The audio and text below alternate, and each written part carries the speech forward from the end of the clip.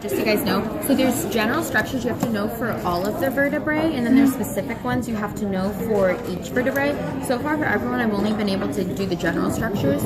So here it goes. It's just easy to explain it on the lumbar because it's the biggest one. Okay. So this right here, so there it is. We're calling it a giraffe, by the way. So this right here, this back part, it's called the body, but in scientific terms, it's the centrum. So it's the first one on there, centrum.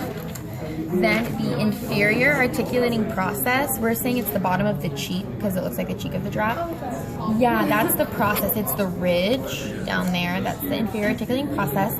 Inferior articulating facet is the inside, the smooth part, inside of the cheek. That's the inferior articulating facet. Inferior notch is this tunnel that is made right there. If you can see it, that's the inferior notch. Intervertebral disc is not on this model, but it is the jelly kind of cartilage that's in between. Yeah, it's on the big skeleton. The lamina is the smooth anterior part where the eyes would be on the giraffe. That's the lamina. Then the pedicle is this rough space back here in between the body and the process. And so that's the pedicle. What's kind of confusing is there's also a superior arch up here. You can see it here, how there's an arch right there and below. So this is a superior arch. On the practical, if she's using a stick like this, that's the superior arch. If she puts a sticker right there, then that's the pedicle. So remember, sticker, pedicle, stick is the superior arch. Right. Okay, spinous process is this long kind of nose part. It's the spinous process. Superior articulating facet is this smooth part of, we're calling it the giraffe's horn. So the smooth part. The superior articulating process is this ridge of the horn. And the superior notch is, like I said, with the stick like that. That's the superior notch. And the transverse process is, we're calling these the ears. It's this ridge around the ear. It's the transverse process. Vertebral arch is this arch that's made. We're calling it the forehead on our study guide, but that's the vertebral arch. Then vertebral foramen is the hole that goes inside. That's the vertebral foramen. And did I already tell you guys about the intervertebral foramina? The cartilage that goes inside? No, that's intervertebral disc. The intervertebral foramina is this hole that's made by both of them when they're together. Oh. So, yeah. So this is the whole intervertebral foramina. You can only see it when they're together, like stacked.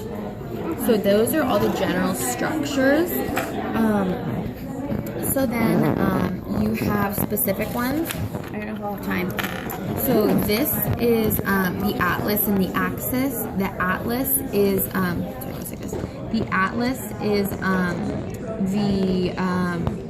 the atlas is the one that holds the neck up.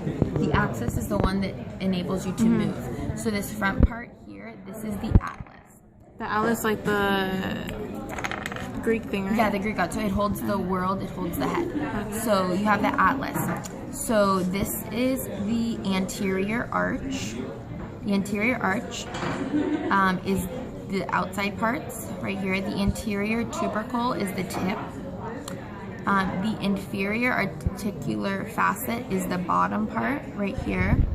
Inferior articulating facet. The lateral masses are the large concave right here. I don't know how to describe it. That's the lateral masses. It's like the line that it makes. The posterior arch is right here next to the tip. Posterior arch. Posterior tubercle is the tip of the posterior one. And the transverse process is right here. The side, that's the transverse process. Transverse process. And transverse foramen is this hole. It's the transverse foramen. Okay, so that's the atlas. The axis is the second one. Now, you have the dens, which is this pivot point right here. This is what enables you to move your head back side to side, up and down. This is the dens. And that's all you need to know for the axis.